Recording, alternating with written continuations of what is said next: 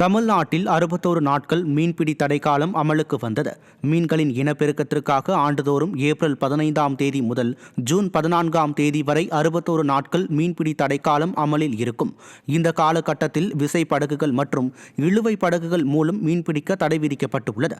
அதன்படி ராமநாதபுரம் மாவட்ட கடற்கரை பகுதியில் ஜூன் 14ஆம் தேதி வரை 61 நாட்கள் விசை படகுகளில் மீன்பிடிக்க தடை விதிக்கப்பட்டுள்ளது. இதனால் ராமேஸ்வரம், பாம்பன், மண்டபம், கீழக்கரை உள்ளிட்ட பகுதிகளைச் சேர்ந்த மீனவர்களின் 1650க்கும் மேற்பட்ட விசை படகுகள் மீன்பிடி படகு துறையில் நிறுத்தி வைக்கப்பட்டுள்ளன. இந்நிலையில் மீன்பிடி தடைக்கால நிவாரண நிதியை உடனடியாக வழங்க வேண்டும் என மீனவர்கள் விடியா திமுக அரசை வலியுறுத்தியுள்ளனர். பெரிய படகுகள் இன்ஜின் கூடுதலான ஆக்பர் வச்சிருக்காங்க. அந்த பெரிய படகுகள் கடலுக்கு போகுது. அதனால இந்த மீன் இனப்பெருக்கம் முறையற்ற தன்மையாக போயிருக்கு.